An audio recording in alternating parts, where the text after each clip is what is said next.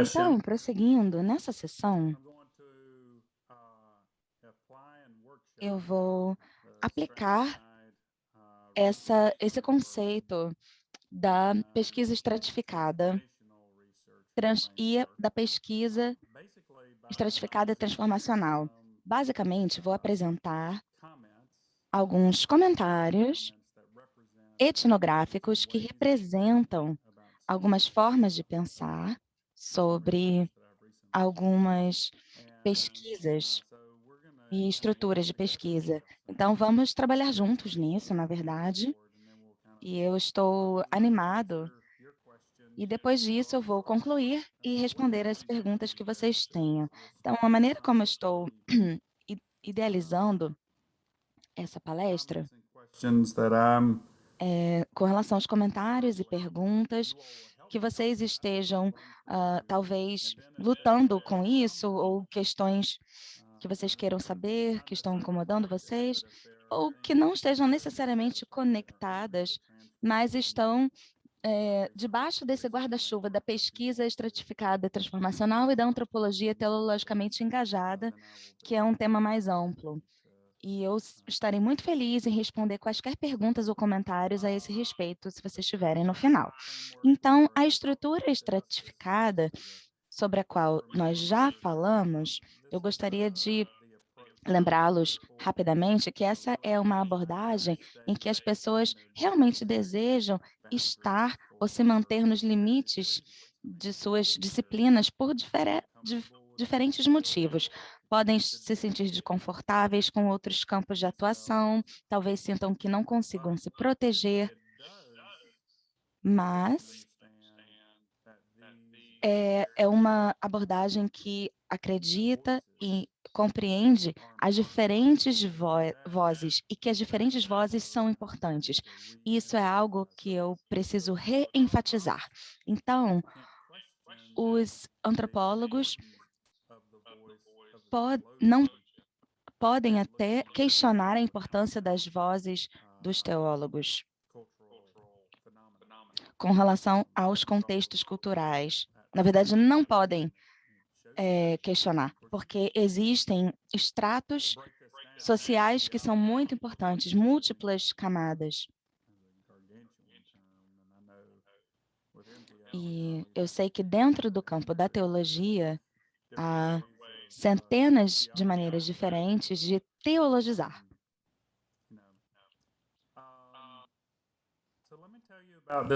Então, agora eu vou falar sobre essa seção de dados aqui que vamos examinar. Bem, no último ano, ou acho que foi no último ano, sim, é isso, eu tenho me concentrado nisso como pesquisa e vou dar um pouco do histórico agora para vocês. Através de contatos mútuos, eu acabei me encontrando numa posição bem incomum para um antropólogo. Eu conhecia pessoas que eram assessores do presidente Trump, vozes evangélicas. E, durante anos, eu não quis me envolver com isso. Eu fazia comentários, por exemplo, com os colegas, eu falava, olha que interessante, eu estava conversando com fulano no outro dia e eles compartilharam, por exemplo, de que formas eles estavam aconselhando o presidente e, claro que os olhos dos antropólogos ficavam gigantescos e falavam, mas por que você não está escrevendo sobre isso? Aí eu falei, não, olha, eu tenho outras coisas que estão me ocupando agora e eu durante todo esse tempo, eu estava passando por questões na universidade específica que simplesmente me distraíam desse assunto. Eu estava viajando muito e, de forma bem interessante, o que aconteceu foi que a pandemia abriu muito espaço para mim. Então, não só eu tinha viagens agendadas para a África do Sul, Hong Kong, Austrália, o Reino Unido, vários lugares na Europa, eu estava sentado em casa, me perguntando como é que a gente vive nesse mundo novo. E então, a outra coisa que aconteceu foi que todas essas reuniões se tornaram virtuais. E então eu fui convidado para começar a participar de algumas dessas reuniões com os assessores evangélicos do presidente Trump. E foi naquele momento que eu pensei, eu já estou aqui, talvez eu deva tornar isso um foco de pesquisa. Eu comecei, então, a pedir para entrevistá-los e, claro que eu pedi permissão para que isso se tornasse um foco de pesquisa, e eles se interessaram nisso. E aí, o que eu percebi foi que eu estava dentro dessas reuniões com pessoas que estavam assessorando o presidente. Então, só para dar um pouco de contexto, alguns dos exemplos, eu já mencionei isso na sessão anterior, mas quando veio a pandemia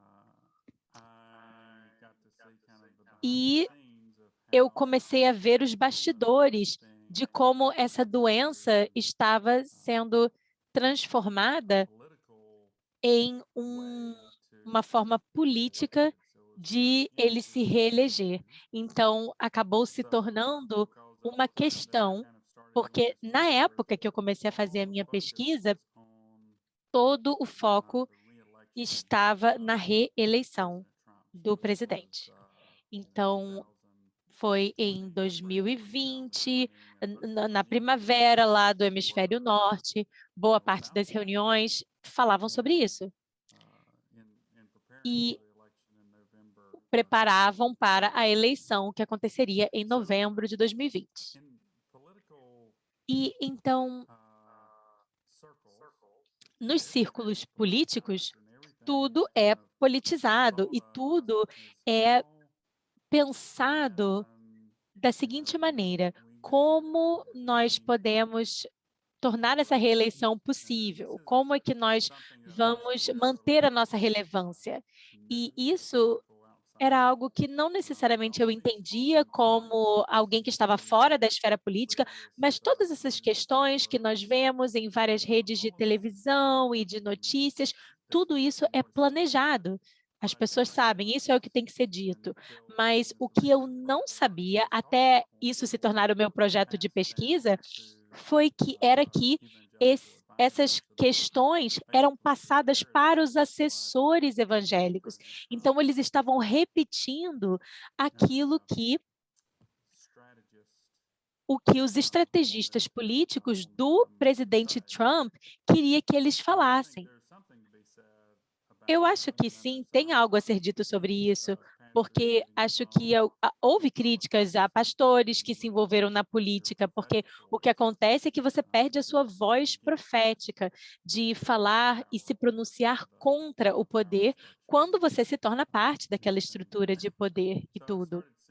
Então, eu comecei a ver coisas como, por exemplo, no verão, antes de qualquer voto já acontecer, eles estavam vendo as pesquisas, vendo o que estava acontecendo, e a máquina do presidente Trump começou a semear dúvidas a respeito do processo eleitoral. Isso foi no verão, mais ou menos ali entre junho e agosto, e era algo novo, não era, na verdade, necessariamente novo para o presidente Trump, porque ele fez a mesma coisa em 2016, porque ele precisava ter uma forma de proteger a sua própria marca se ele perdesse. Então, em 2016, há vídeos dele questionando o processo eleitoral, questionando se a eleição havia sido legítima ou não.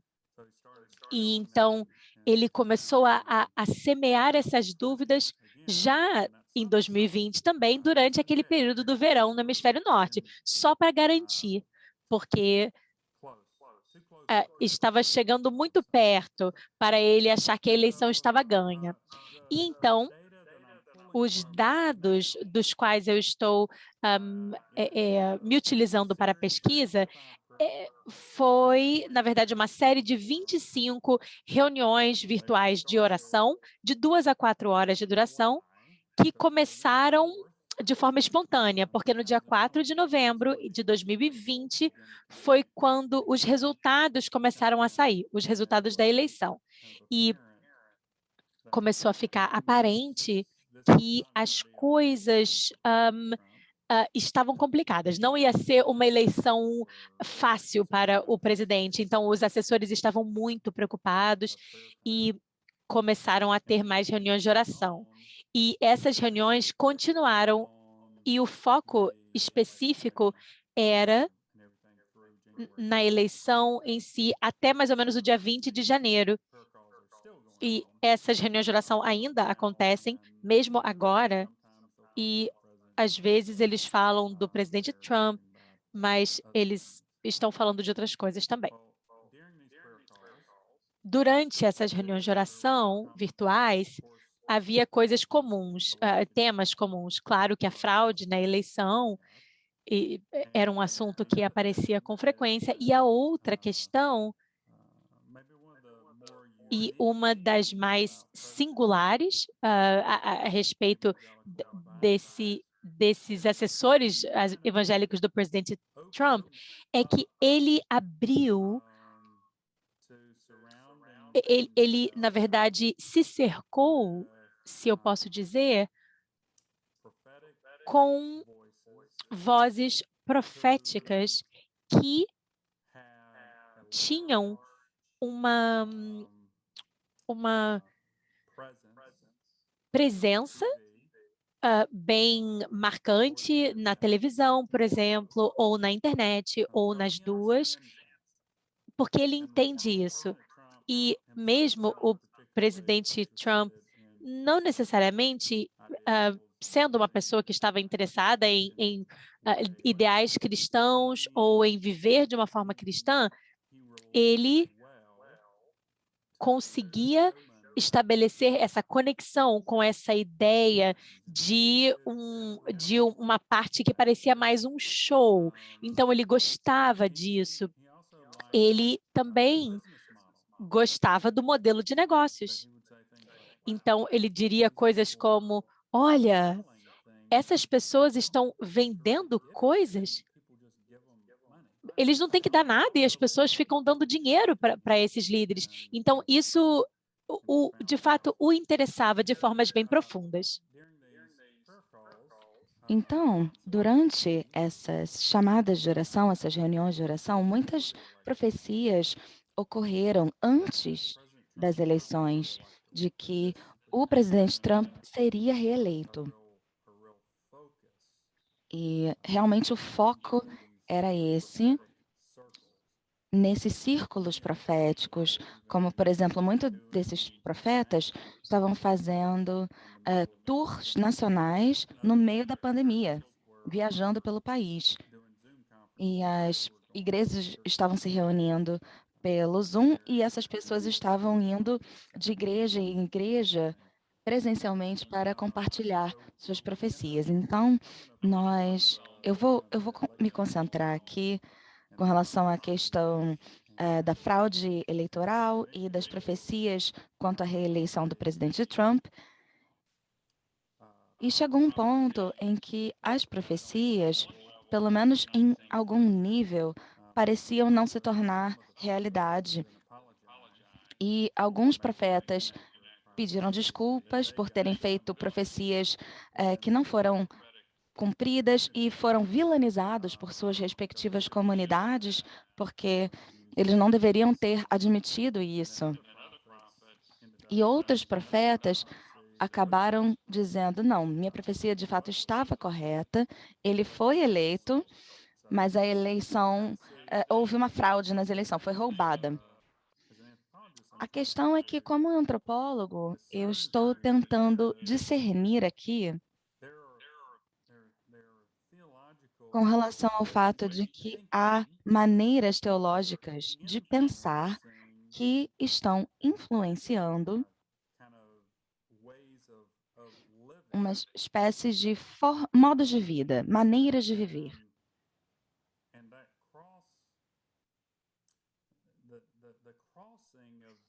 E quando nós transpomos esses mundos, quando cruzamos de um mundo para outro, isso é muito interessante, por um lado. Tem algumas coisas como, por exemplo, como é o céu, o paraíso? É uma pergunta existencial. Temos imagens, esse tipo de coisa, mas, em última instância, só saberemos quando chegarmos lá, como exatamente é o céu. Mas quando estamos trabalhando no aqui e no agora, dizendo, por exemplo, o foco na Geórgia, que é um dos estados principais onde há teólogos e cristãos, na Universidade Flagship, na Geórgia, por exemplo, tem há muitos contatos de pessoas que estão no mundo da política, que estão envolvidos em contar os votos, que saberiam se haveria uma fraude ou não. E não havia fraudes no nível em que os assessores do presidente Trump, os assessores evangélicos, estavam afirmando. Então, quando você chega nos votos impressos, votos em papel, o que foi descoberto é que esses assessores estavam, de fato, utilizando algumas ideias baseadas na Bíblia, como, por exemplo, algumas ideias de Paulo aplicadas, como, por exemplo, hoje vemos em parte, e não podemos saber toda a verdade agora, mas quando chegarmos no céu, nós saberemos a verdade. Então, já que eu não conheço a verdade, eu vou afirmar, eu vou reivindicar essa verdade, se é que isso faz sentido. Então, se estivéssemos utilizando a teologia, e na verdade eu estou de verdade perguntando para vocês aqui agora a interpretação de vocês disso com relação à antropologia, a partir de uma abordagem estratificada, temos a antropologia como disciplina. E eu vou ler para vocês, vou pedir para as tradutoras lerem. Mas essa aqui foi uma das afirmações feitas por uma das assessoras mais próximas do presidente, e isso foi dito durante uma das orações que foi feita ali na noite da eleição. Então, só para dar o contexto, os resultados não estavam favoráveis, não pareciam que os profetas, eles não imaginavam que isso ia acontecer, os profetas profetizaram que a eleição ia ser fácil, e então o que aconteceu era que eles estavam tentando entender o que estava acontecendo, e estava acontecendo em tempo real, e é algo que eu amo a respeito desses dados. Isso aqui foi orado em tempo real, não foi algo que alguém escreveu e começou a disseminar. Então, diz, isso aqui é só uma parte, um trecho de horas de oração e ilustra o que está acontecendo. Então, eu vou ler. Eu só quero compartilhar temos sentido que Deus está se movendo sobrenaturalmente no reino angelical de forma forte em nome do presidente Trump, e vimos um anjo que estava designado ao presidente, e eu quero decretar isso sobre ele, de Êxodo 23. O Senhor, falando a Moisés, disse, e nós decretamos sobre o presidente: eis que eu envio um anjo adiante de ti, e te levar ao lugar que eu preparei para ti. Esteja atento a ele e obedeça a sua voz, porque o meu nome está nele. Mas se vocês obedecerem à voz dele e fizerem tudo o que eu estou mandando, eu serei um inimigo ao seu inimigo e adversário aos seus adversários, porque o meu anjo irá adiante de ti e te trará para a terra dos amoritas, hititas, perezitas, cananeus, hivitas e jebusitas, e eu os retirarei totalmente. Pai, nós nos colocamos de acordo, porque você colocou uma uma uma multidão de anjos ao redor do nosso presidente e ao redor da nossa nação. Pai, você é o Senhor dos Exércitos, você é poderoso para salvar, Pai, e nós ativamos o mundo angelical nos propósitos do presidente Trump, por essa eleição e por essa nação, no nome de Jesus. Amém e amém. Portanto, ou vocês podem se desmutar ou trazendo, compartilhando algum insight que vocês tenham, ou colocando nos comentários. Eu gostaria muito de abrir esse momento para um diálogo, já que estamos nos concentrando na estrutura estratificada. Agora, talvez você possa compartilhar de que perspectiva você vem, talvez da antropologia, da sociologia, ou de uma perspectiva mais do campo da teologia quanto a isso. Fiquem à vontade. Please, as usual, use Por either favor, como sempre, the chat or se puderem utilizar o chat, que indica eletronicamente, otherwise. Okay, so ou de outra forma. Temos o Jim.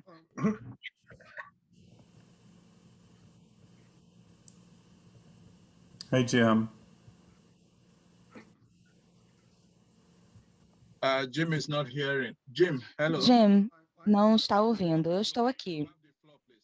Você tem, nesse momento, a oportunidade de falar. A tradutora estava falando alguma coisa. Sim, eu venho de um ponto de vista antropológico, obviamente, e a primeira pergunta que eu tenho é: qual é a sua intenção?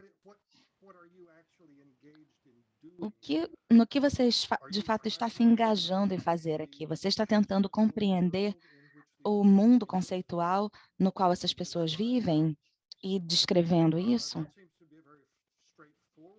Parece ser uma atividade muito direta. E como antropólogo nessa posição, eu acho que eu entendo o que está acontecendo. É um pouco estranho para mim. O que que a minha própria posição, nesse caso, como quaker, o que que a minha posição me impede de ver? Então, fico tentando entender o que eles estão fazendo, mas hermeneuticamente ou reflexivamente, eu me pergunto o que a minha posição me impede de ver com relação ao que eles estão fazendo no universo conceitual deles. Claro, Trying to figure out from an em anthropologist. primeiro lugar, eu estou tentando descobrir, a partir de uma lente antropológica, o que eles estão fazendo. Nesse caso em particular, como você sabe, os antropólogos não são muito bons em explicar o que as pessoas estão fazendo quando estão apelando aos reinos angelicais. E aqui me parece ser um fator central nessa oração, nesse evento, nesse acontecimento, é que, ao mesmo tempo, simultaneamente, o que está acontecendo, que eu consigo observar, que eu consigo ver, é que há um outro reino, um outro âmbito que está em jogo aqui, que é o angelical. E quando a pessoa explica o reino angelical e o que está ocorrendo nesse reino, isso, de fato, se torna realidade, aqui na Terra existe uma conexão. Então, como antropólogo, será que eu posso dar a esse reino angelical a voz adequada? Eu não posso falar sobre isso, como vocês sabem. Eles estão dizendo que há algo acontecendo nesse outro reino, mas acho que, de certa forma, precisamos lidar com isso, porque esses anjos estão na sala, estão no recinto. E talvez seja algo mais que esteja acontecendo também na sala Zoom ou em outros lugares no mundo. Sim e não, porque se você estiver tentando replicar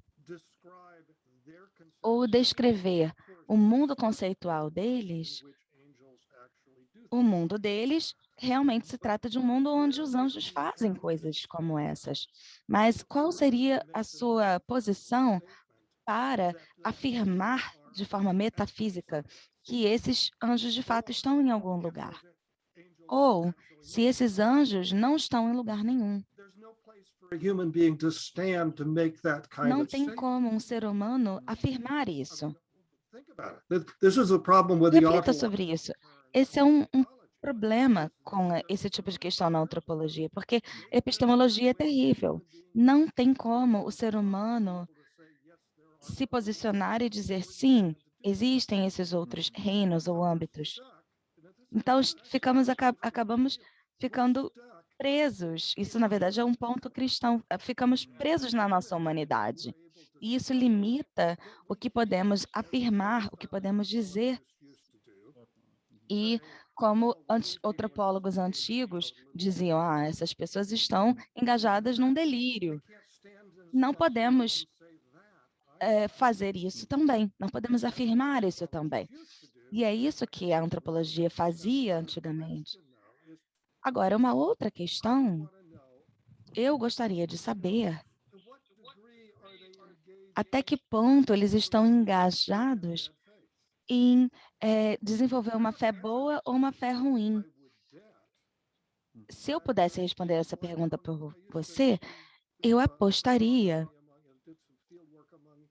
porque eu já fiz algumas pesquisas etnográficas com políticos e algumas pessoas viram e dizem, elas não conseguem tirar a cortina e descobrir de fato e apresentar o que estão pensando. E a gente entra em muitos embates. E só não destruímos eles porque não temos armas para fazê-los, de tão grande que acaba sendo o embate. Então, como lidar com esse tipo de fé? Porque senão são pessoas que são vistas como se estivessem delirando. Eu não sei fazer isso. Sim. Será que esse seria o lugar, então, que, como antropólogos, deveríamos olhar os estratos teológicos para conseguir até discernir entre boa e má fé? Essa é uma pergunta. É mais difícil quando nós entramos na estrutura mais transformacional, porque nesse tipo de pesquisa é um pouco mais confortável ficar na estrutura estratificada, porque podemos trabalhar com alguns tipos de declarações e aí temos que olhar de forma um pouco mais reflexiva a respeito dessas questões. E eu acho que você conseguiu, sim, discutir muito bem a nossa própria reflexividade e esse tipo de coisa, mas quando estamos observando isso, eu percebi que eu estava envolvido de maneiras que eram novas para mim. Eu tive que aprender, por exemplo, quando eu estava trabalhando com a igreja missional, tudo bem, você fala isso, tudo bem, então tá ótimo.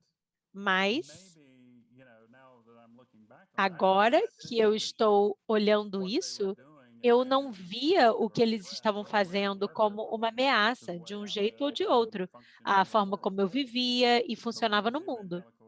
Mas quando esses assessores evangélicos começaram a dar esse tipo de conselho relacionado à natureza política da forma de lidar com a pandemia, aí eu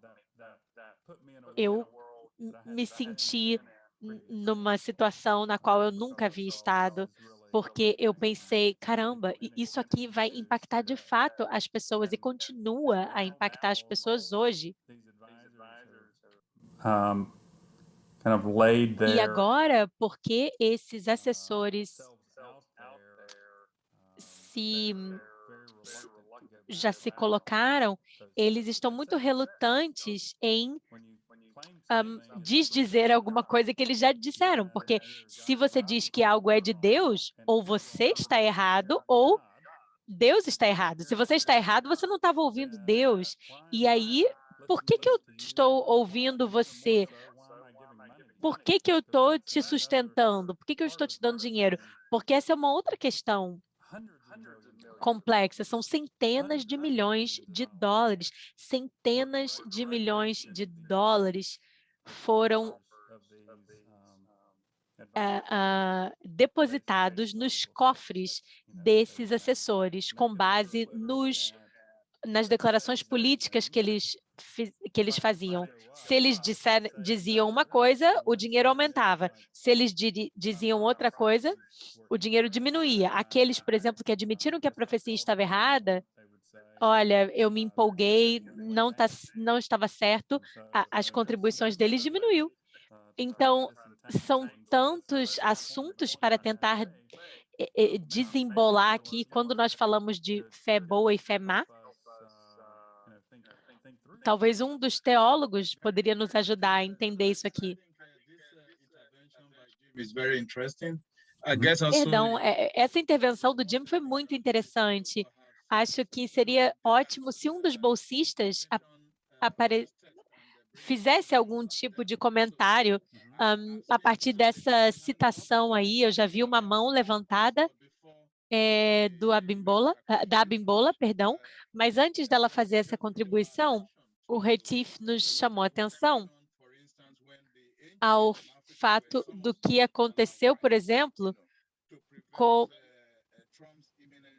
o que aconteceu com os anjos sendo levados para impedir os votos do Trump. Então, alguns dos anjos do Quênia chegaram na embaixada dos Estados Unidos. Então, teve toda uma narrativa que foi criada a partir disso. E seria interessante. Abimbola, você gostaria de falar?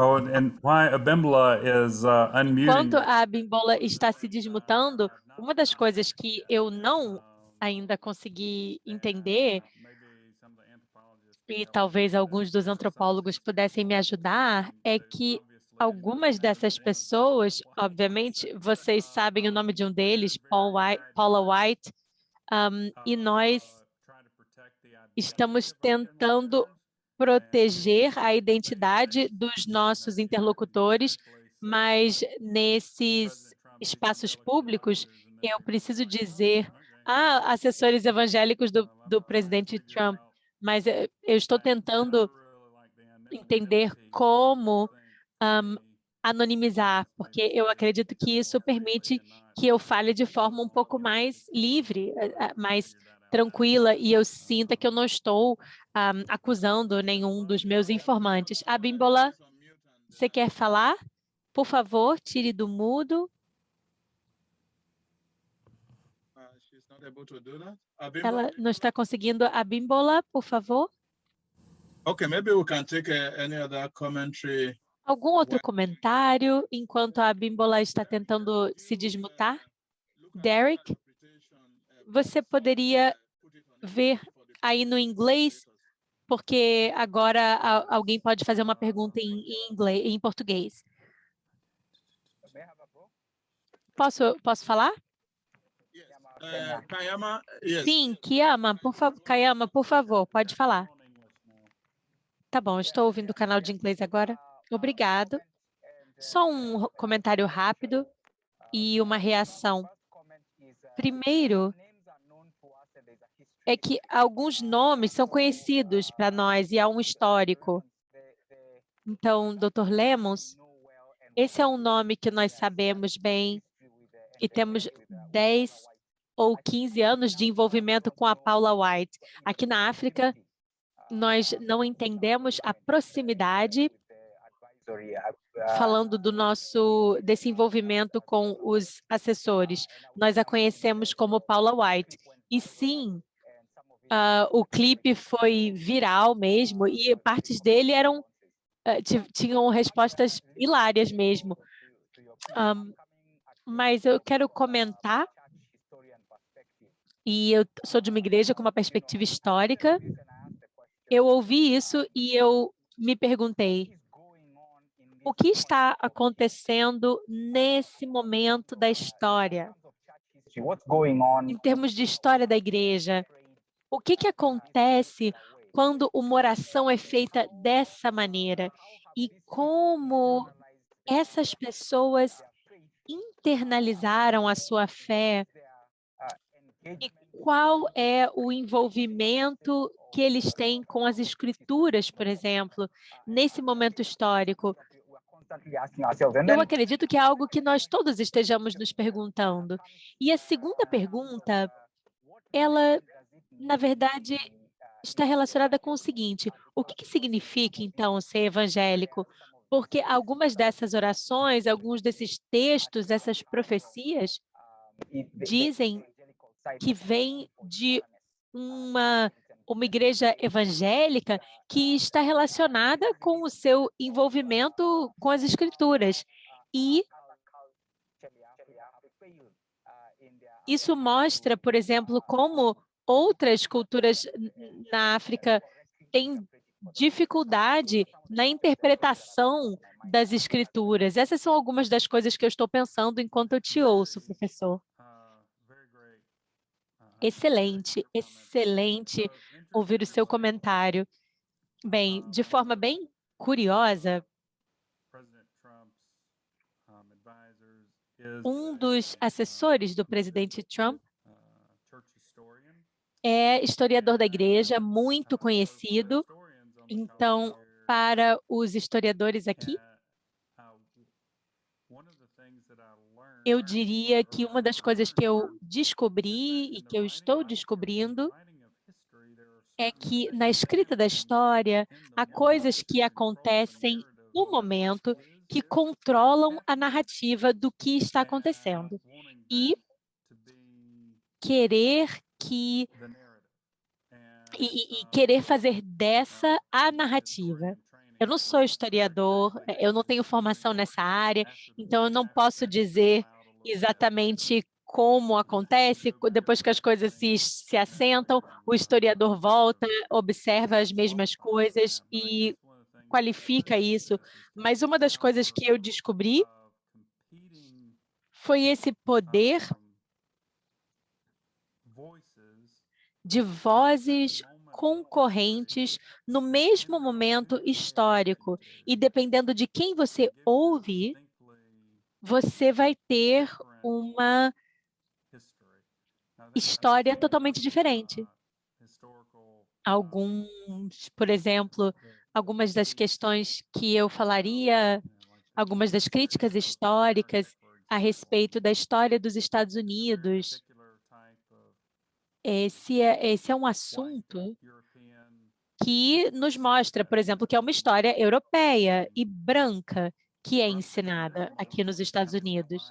E o que estou falando é que, nesse momento, é assim, nós temos que acabar do lado bom das coisas.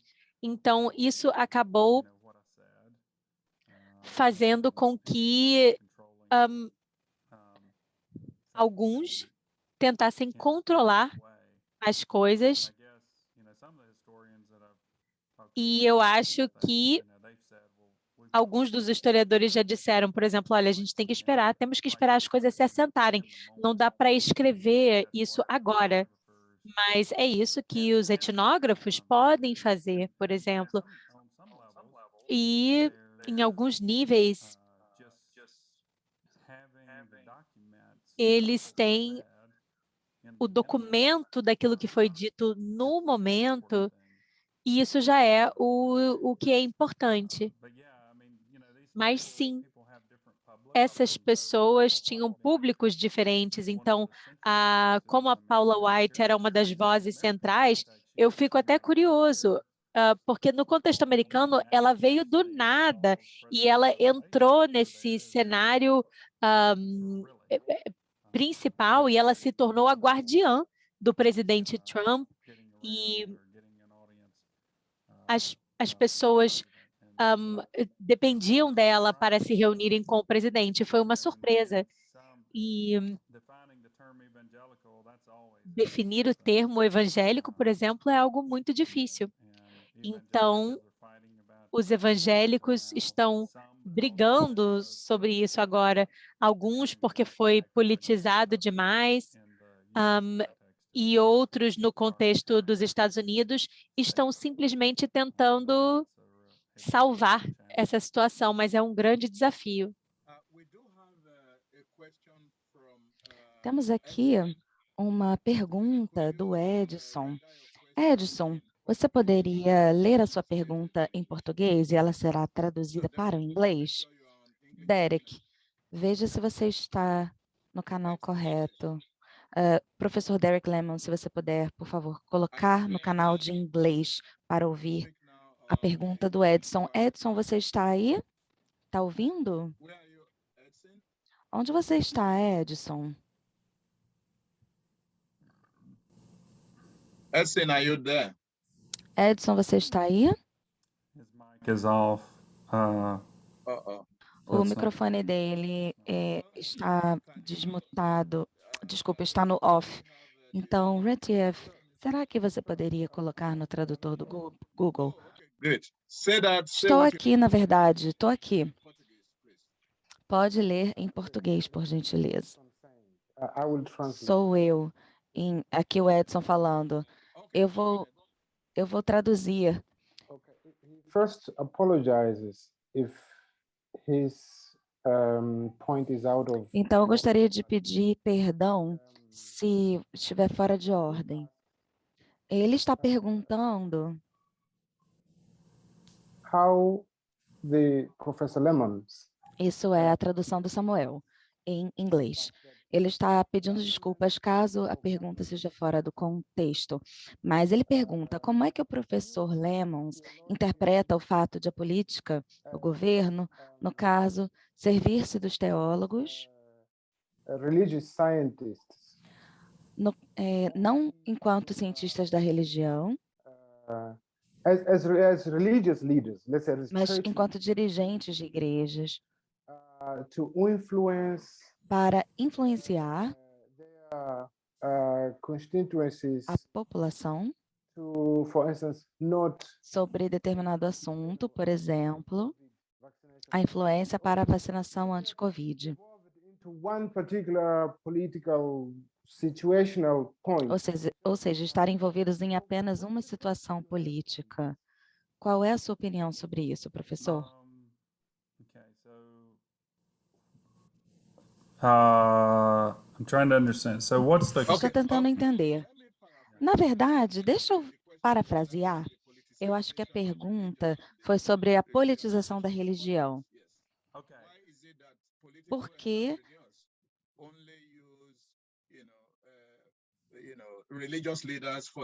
é que os líderes religiosos acabam influenciando a política, especialmente com relação, por exemplo, à influência para a vacinação anti-Covid?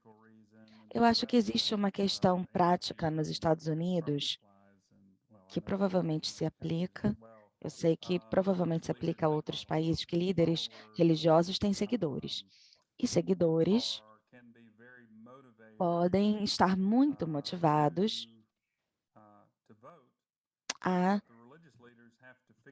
serem dedicados ou devotos, mas os líderes religiosos precisam se perguntar sobre que estamos incitando as pessoas a votarem. Como, por exemplo, nos Estados Unidos, na década de 70, as questões sobre o aborto, por exemplo, a legalização do aborto, e havia um foco ali.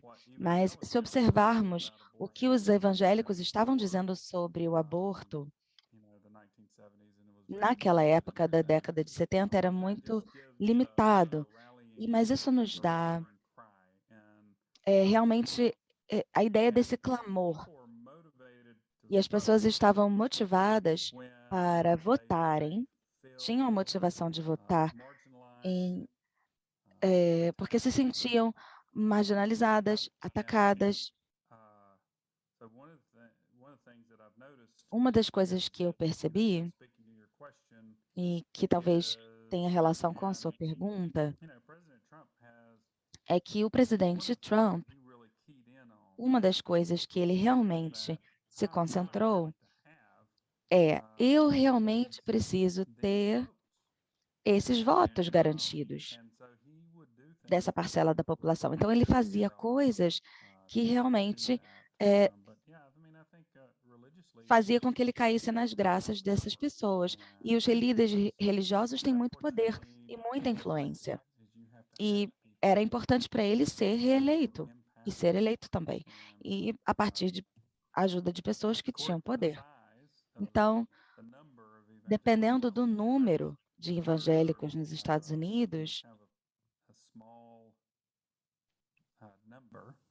eram um número pequeno, mas quando se trata de votação, eles têm uma motivação muito grande para votar, e os políticos sabem disso.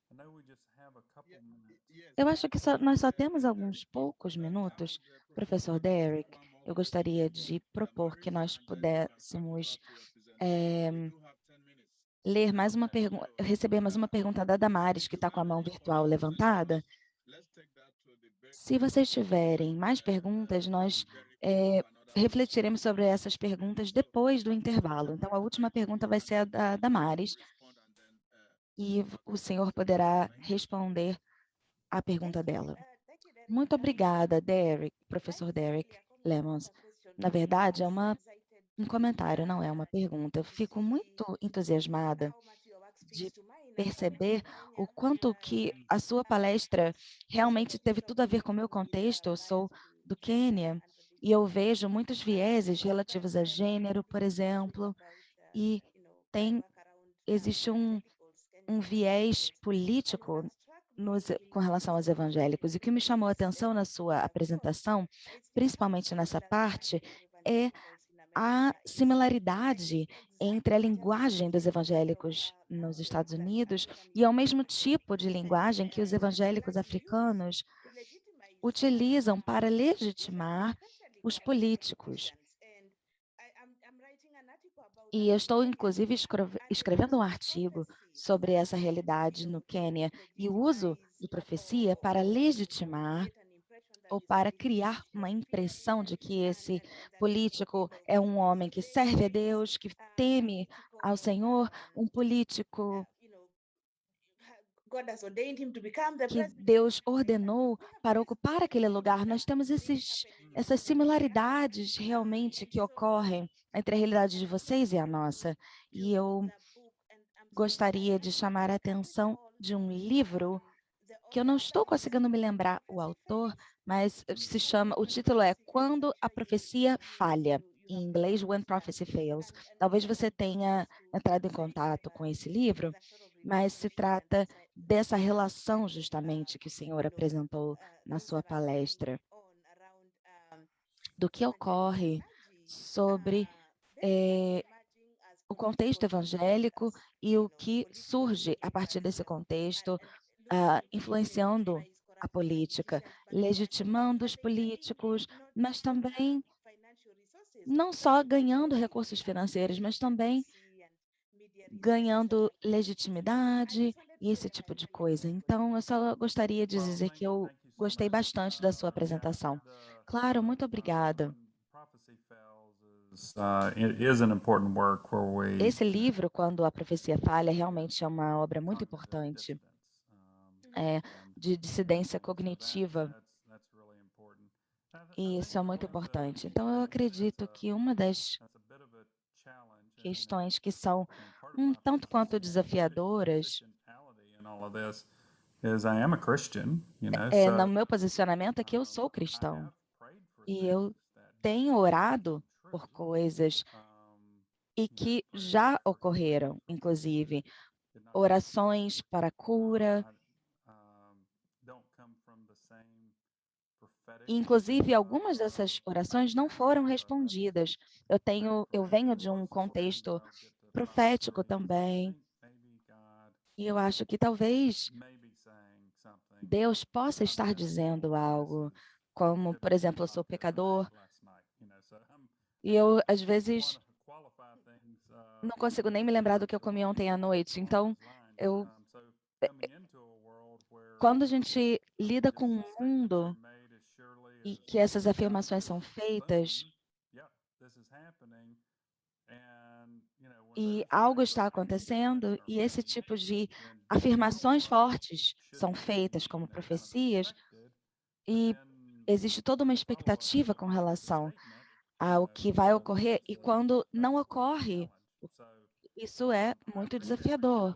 E eu agradeço muito o que você traz, o que você trouxe, e isso aconteceu em diferentes lugares, tem acontecido no Quênia, Nigéria, Brasil, And muitas coisas realmente. these same evangelical E é advisors muito interessante perceber que esses assessores evangélicos in Brazil. And so a têm lot of também tido uma resposta ao Covid no Brasil muito similar, e essa tem sido também uma experiência diretamente relacionada nessa mesma rede. I want to let me show you one other thing and Me then maybe permitam compartilhar só mais uma coisa. Eu sei que a gente está com tempo restrito, mas talvez seja interessante para alguns ouvirem. E vocês poderão se unir, juntar a mim na sala simultânea depois, mas eu gostaria de mostrar para vocês um outro trecho que talvez a gente possa observar pela lente transformacional, que so foi o this que aconteceu. Isso aconteceu no dia 6 de janeiro de 2021, e foi justamente entre 4 de novembro e dia 6 de janeiro, tinha muitas profecias acontecendo, E havia muito questionamento, porque Donald Trump ia ter que ser eleito. Tinha vários mecanismos para que ele fosse eleito. E foi levado, tudo acabou culminando nessa situação, na qual o vice-presidente Mike Pence iria fazer, na perspectiva deles, aquilo que era certo, e ele reverteria os votos, e isso faria com que Trump fosse eleito. Então, as pessoas ficaram surpresos que o Capitólio foi invadido naquela manhã, mas quando eu vi o presidente Trump dando o discurso, eu falei para um colega, eu disse assim, olha, o Capitólio vai ser invadido e algumas pessoas vão morrer hoje. A pessoa disse, você é maluco. Aí eu falei, não, olha só, eu estou acompanhando esses canais há um tempo e eu sei que isso está sendo preparado. Então, aqui está a declaração de uma pessoa que estava participando das chamadas lá de oração, das reuniões, e ela estava lá no Capitólio, tá? Então ela diz, eu estou dizendo, eu não aposto, mas eu apostaria $1.000 que não foi alguém do Trump. Não parecia ninguém que fosse dos guerreiros de oração ou do Trump. Esses são agitadores que foram pagos para fazer isso. Não sei o que vocês pensam sobre Linwood, mas ele colocou uma coisa no Twitter hoje que mostrava a foto de uma pessoa que estava ali agitando, foi um dos agitadores num outro evento e ele estava na frente de tudo que aconteceu hoje. E eu acredito que se a verdade sair, o que nós vamos descobrir é isso. Isso aqui foi um golpe. Eu vou dizer, foi um golpe. O que vocês observaram hoje foi um golpe. E isso aqui foi no dia 6 de janeiro. E desde aquela época, somente os eleitores e entusiastas do presidente Trump já foram presos e eles tentaram mudar exatamente o que aconteceu. Eles disseram que essas pessoas eram patriotas, eles fizeram uma coisa que não deviam ter feito, mas a pessoa sobre a qual estão falando, eu quero mostrar um vídeo aqui, e é isso que eu quero que nós falemos daqui a pouco, e vou concluir com isso.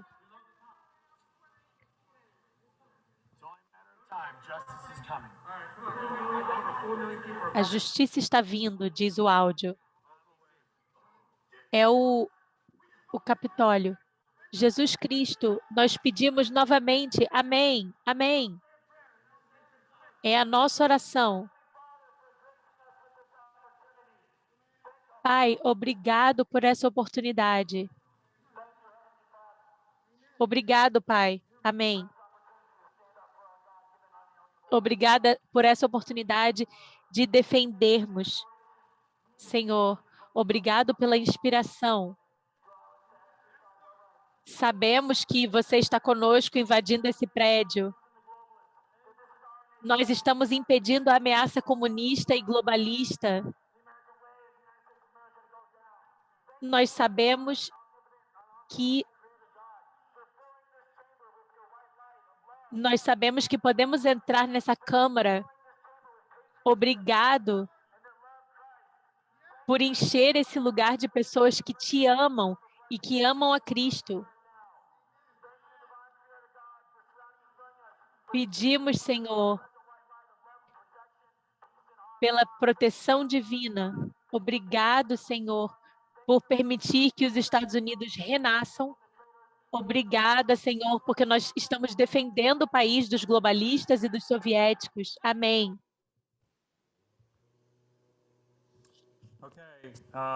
Certo. Perdão por nós não termos tempo para falar sobre isso, mas depois do intervalo estaremos juntos na sala 2 para falar sobre esses assuntos. Vocês não conseguiram ver o vídeo? Não, nós não vimos o vídeo, mas não tem problema. Eu vou mostrar então na sala 2. Sim, depois quando chegarmos nas salas, com certeza esse áudio vai provocar muitas perguntas e reações.